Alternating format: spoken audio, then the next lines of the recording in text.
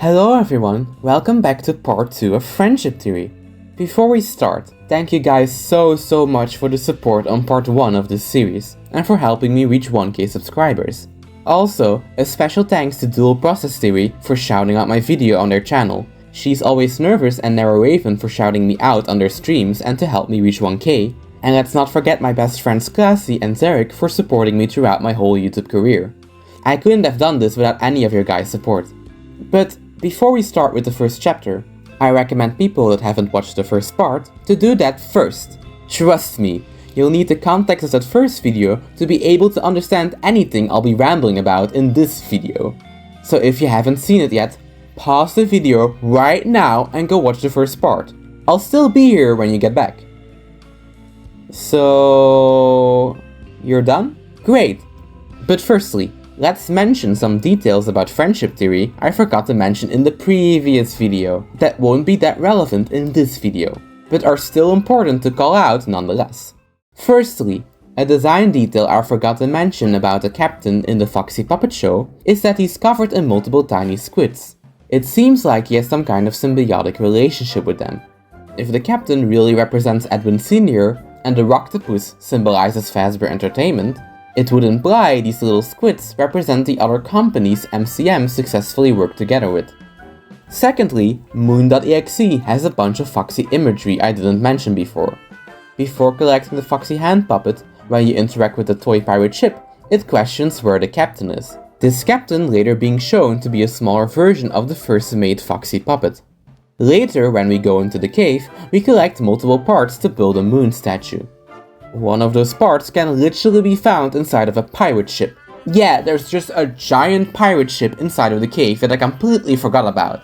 And talking about ships, when we play Curse of Dreadbear, in the lobby a random pirate ship can also appear on the lake. And finally, one thing I forgot to mention about the Foxy cutouts in Foxy's Cowboy Adventure is that the second Foxy has a parrot on his shoulder. Parrots are mostly known to be birds that copy the voice of their owner.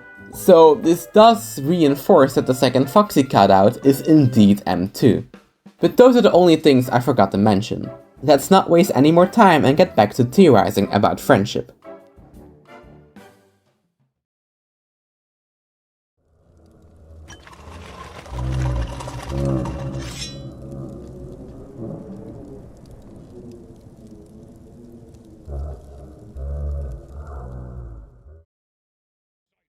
So, we have to establish the meaning of some specific symbols. And to simplify this to you, I made the board of symbolism! So let's divide the board into two. One side is Edwin, and one side is Fiona. In the previous video we did a deep dive into the characterization of Edwin and Fiona, and we established some of the symbols that are used to represent them in the narrative. Last video we explained how Foxy in modern FNAF symbolizes Edwin, while Chica symbolizes Fiona. Another obvious example is Mr. and Mrs. Helpful, who are literally used as in-universe personas by Edwin and Fiona respectively. But then we get into two new examples, Sun and Moon. We learn in Moon.exe that Sun and Moon represent M1 and M2 respectively. But this symbolism is also applicable to Fiona and Edwin themselves. In Moon.exe, it's heavily implied the Moon character represents Edwin. He's the one who constantly puts the protagonist back to bed, and he cries when he sees the baby owl mask.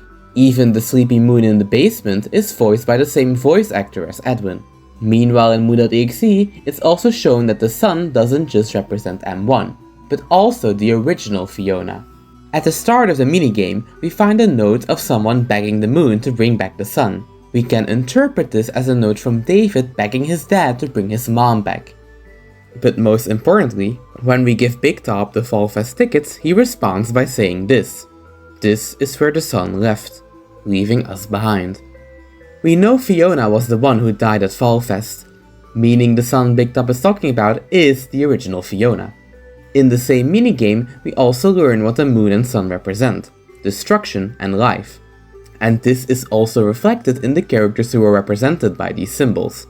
Firstly, they perfectly apply to the characterization of Edwin and Fiona we covered in the previous video. Edwin is destruction.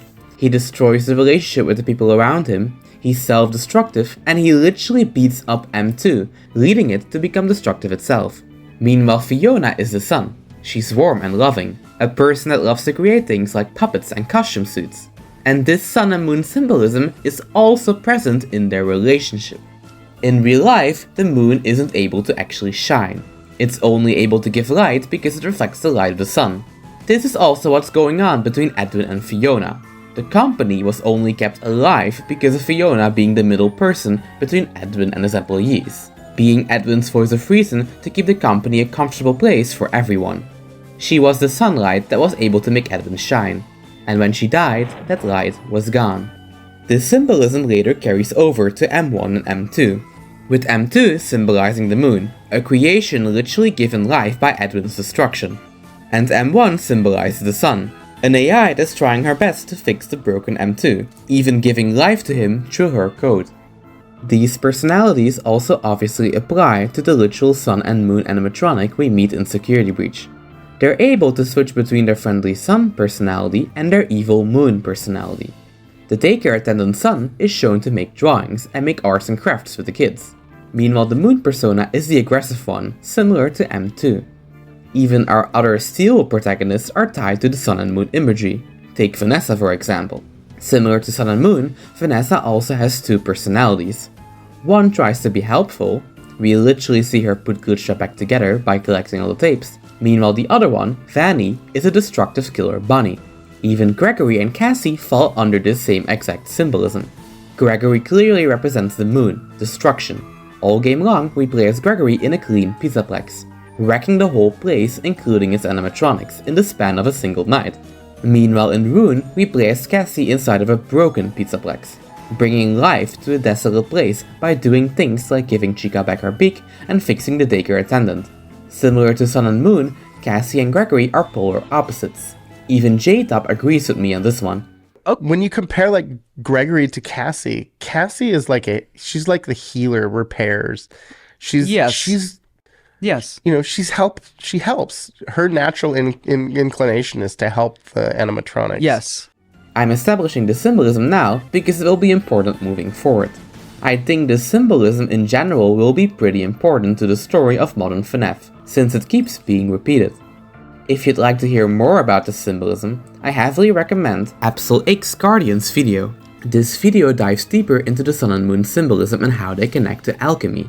But let's get back to Foxy now. Psst! Hello there, it's me, Kit.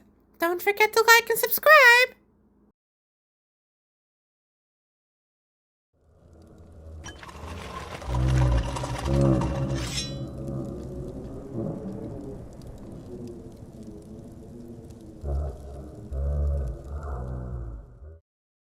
Okay, let's finally focus on the thing I promised to talk about in this video. In the last video, I established that I believe there to be a second story inside the Foxy rides. This story can only be experienced by shooting one of the helpy signs inside the ride. Shooting helpy in the face causes your doom buggy to go off the main track of the ride. Unlike the main ride, these areas don't tell a linear story. Instead, they seem to be a behind-the-scenes look of the ride itself.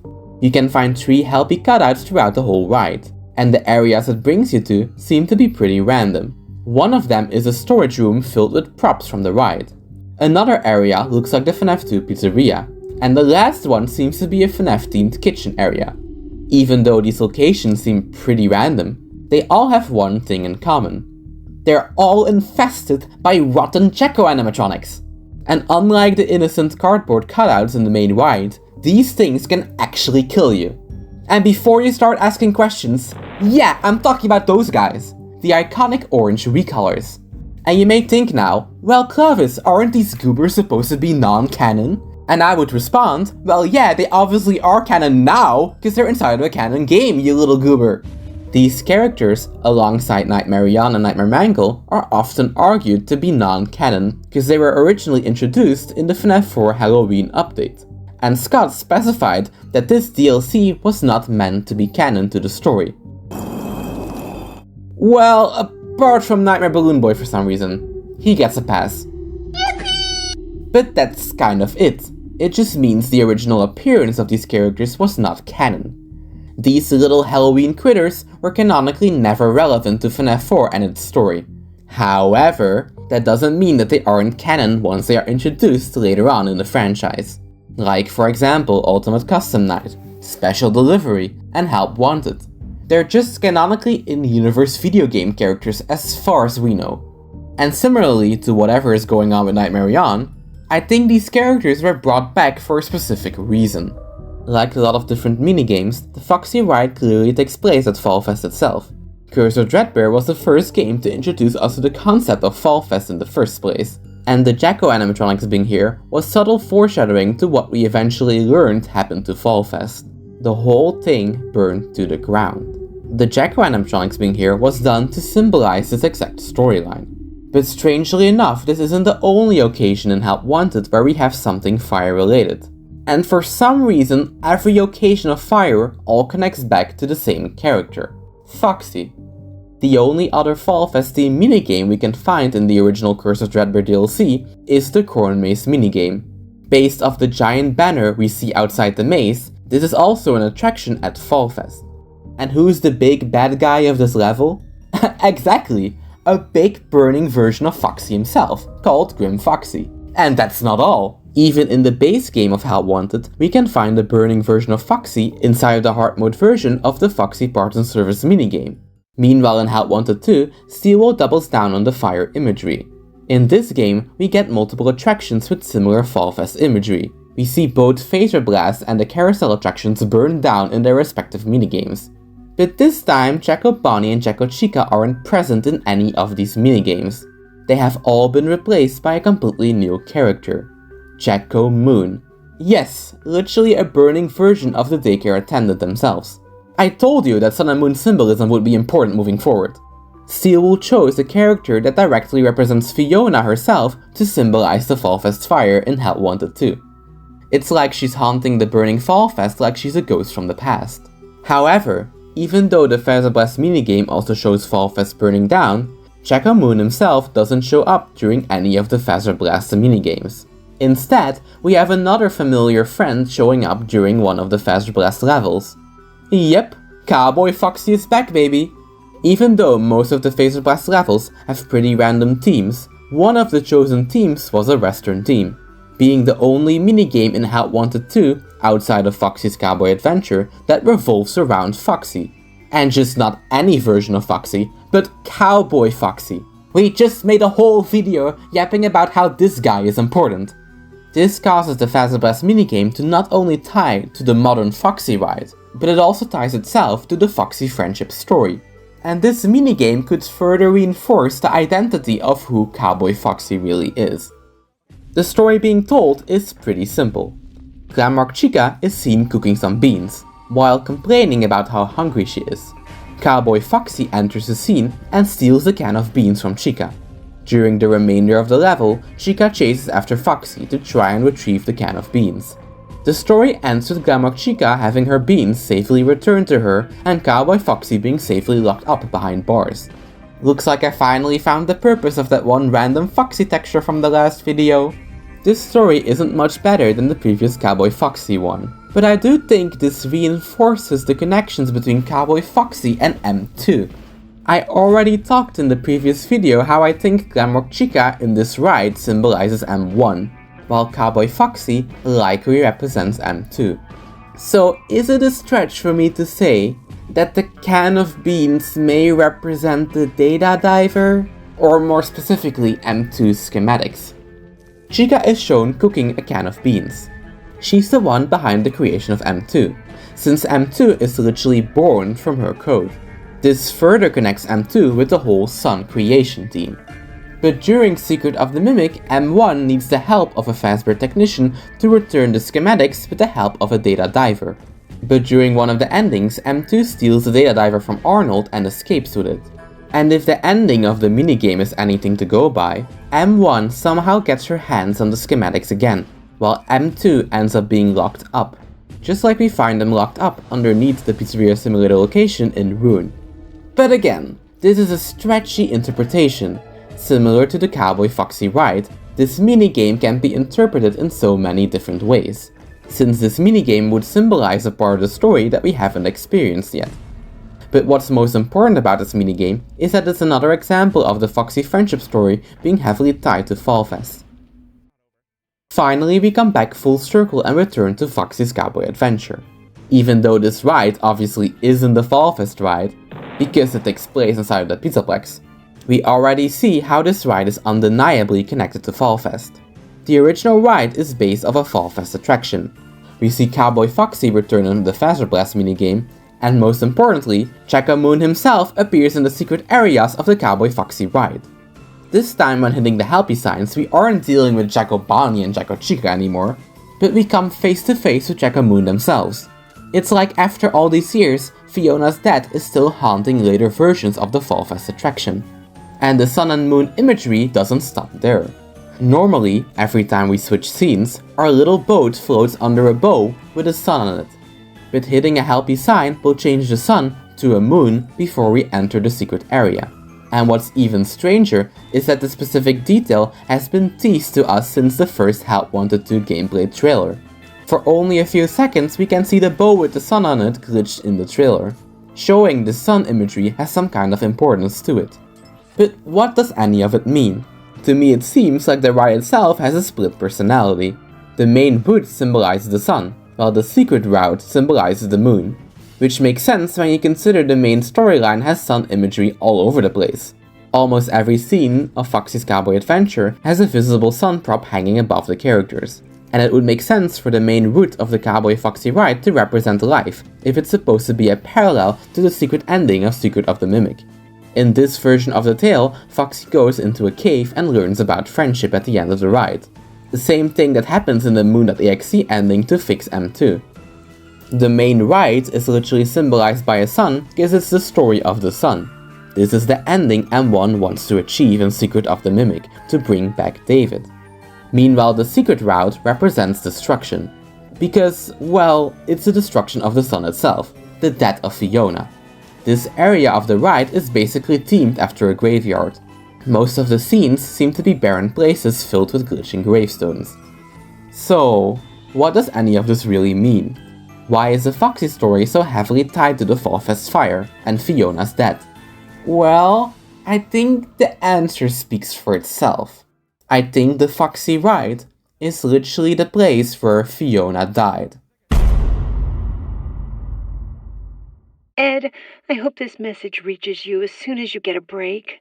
I have to go help the Fallfest crew, just for a few days until the installation is finished. Yep. I'm suggesting that the original installation the Fallfest crew was working on, the reason Fiona went to Fallfest in the first place, was an early version of Foxy's Pirate Adventure. That's why these rides are so important. That's why modern versions of this ride are still being haunted by the memory of what happened at Fallfest all these years ago. Because the creation of this ride is what led to Fiona's death. And I'm not even the only one who has come to this conclusion. Way before I made part 1 of Friendship Theory, my friend Sarek made a tweet suggesting the same idea. And not too long ago, fellow YouTuber Freddy made a video talking about the Foxy curse, and tied it to the Foxy ride, coming to the same conclusion that Foxy's Pirate Adventure is what led to the death of Fiona. And this puts Foxy in an interesting spot. Not only does Foxy symbolize Edwin, like we established in the previous video, but Foxy is also tied to so many other elements in the story. Foxy symbolizes M2, because he's continuing to mimic Edwin's destruction. But Foxy is also tied to M1 through the connections to Fiona's death. And would it be crazy for me to say the evidence doesn't end there? There's one Steelwool game we still have to cover when it comes to Foxy's symbolism. Everyone's favorite, Security Breach.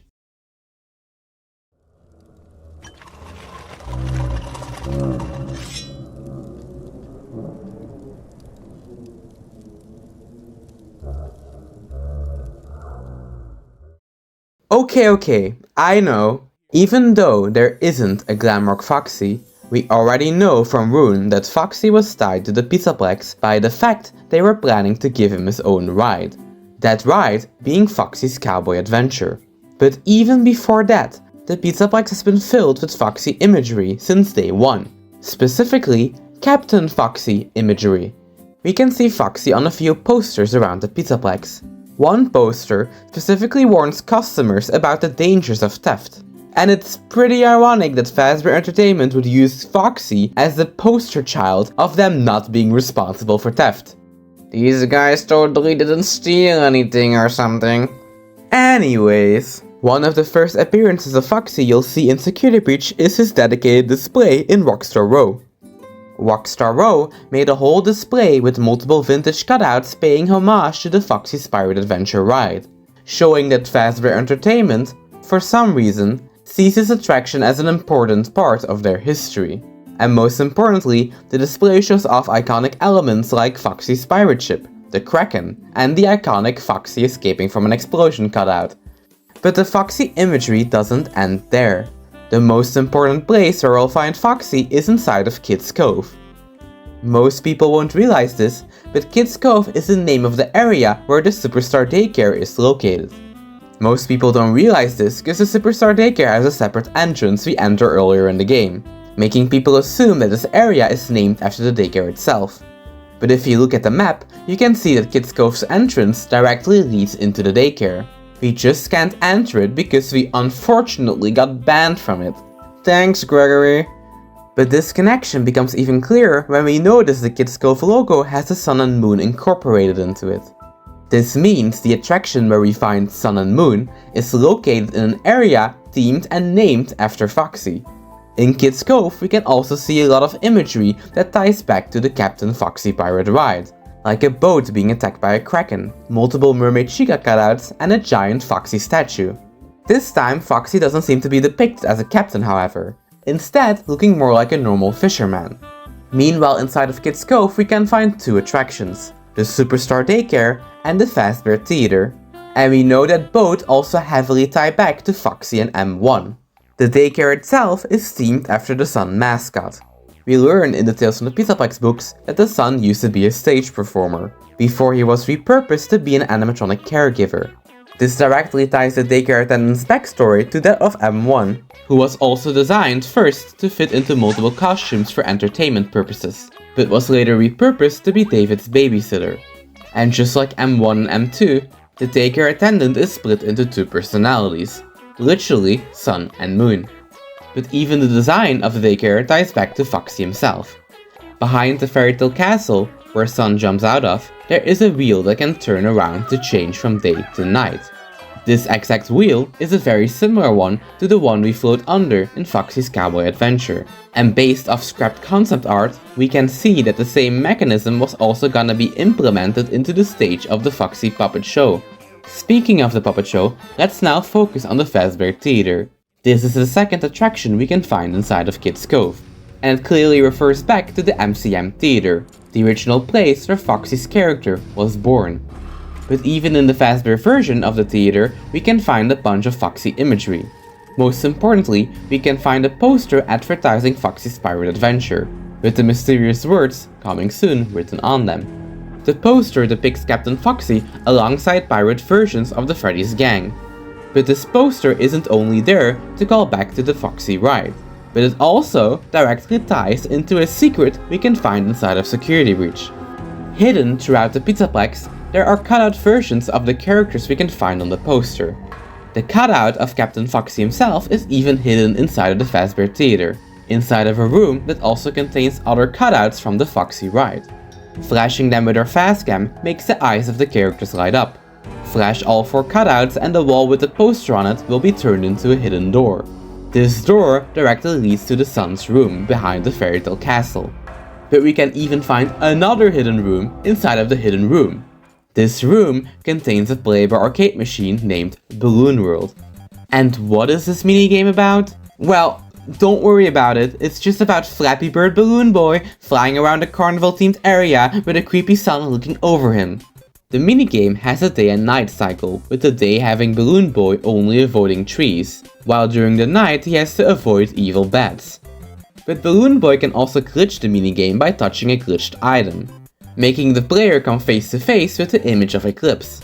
Staying on the glitched path will lead you to breaking the minigame, making Eclipse cover your screen and say the words "good night." The same words spoken to us by Moon in Moon.exe. Can you understand now why the symbolism is driving me crazy? The poster with Foxy's pirate adventure on it leads directly to Sun's room that contains a Fallfest themed arcade machine with sun and moon imagery.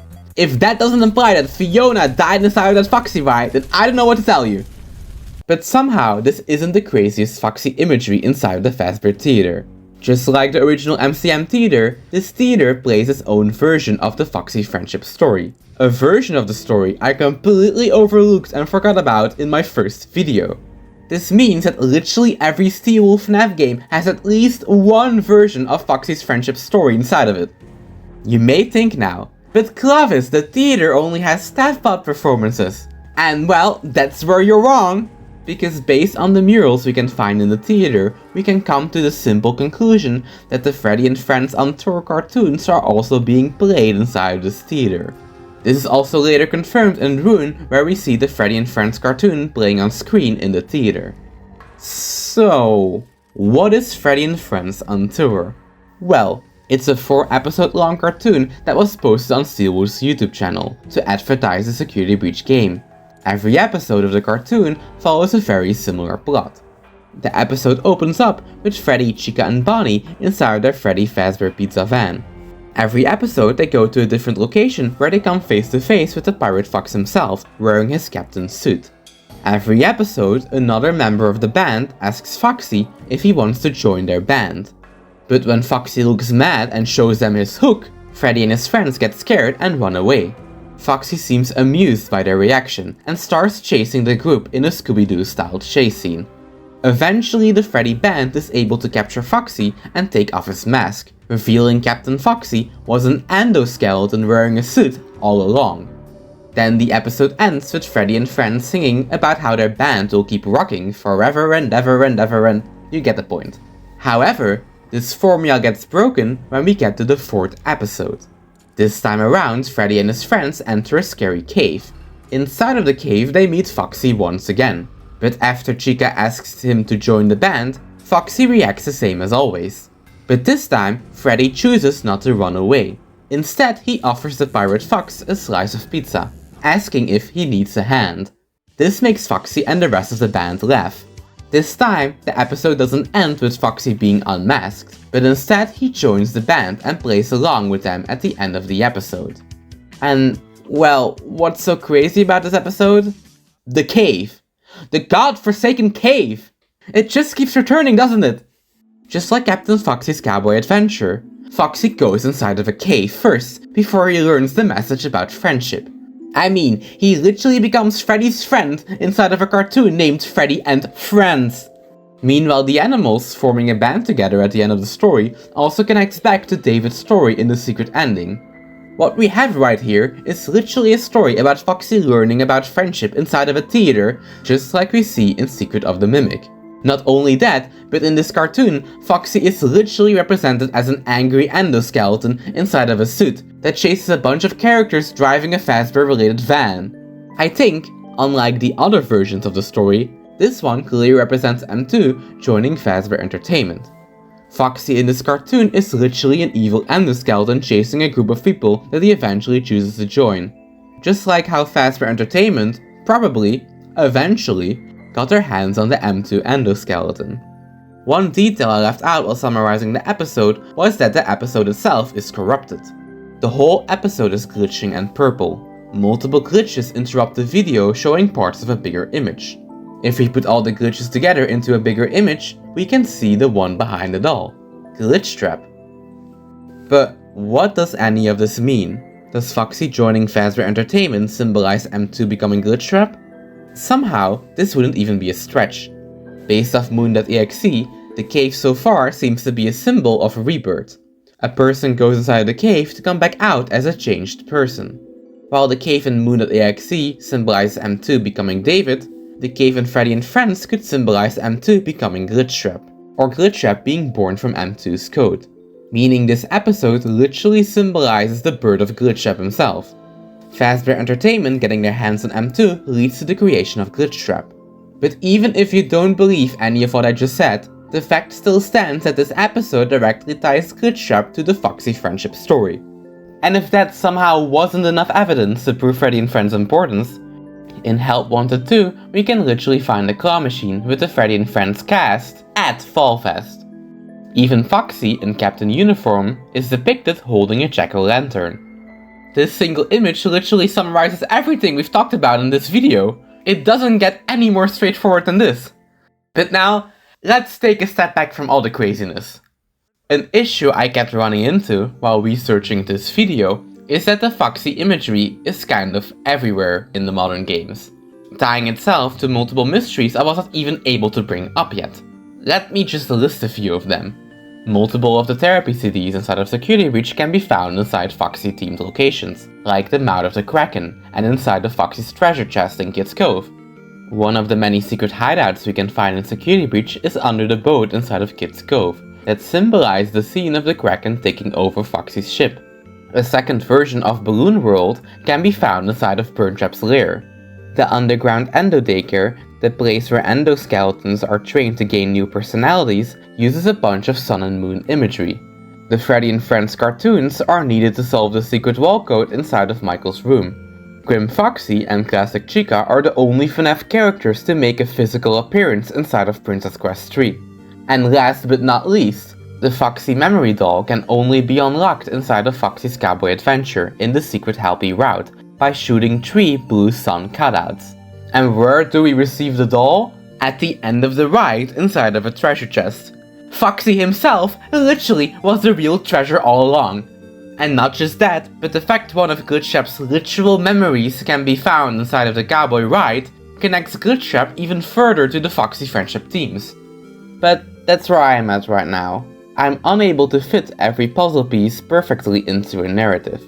To me, it feels like the Foxy friendship imagery is some kind of glue that ties a lot of random theories and mysteries together. But how exactly they fit together? Well, I don't know yet. All I can say is that Steelwool clearly keeps pushing the same themes and symbolism using the character of Foxy.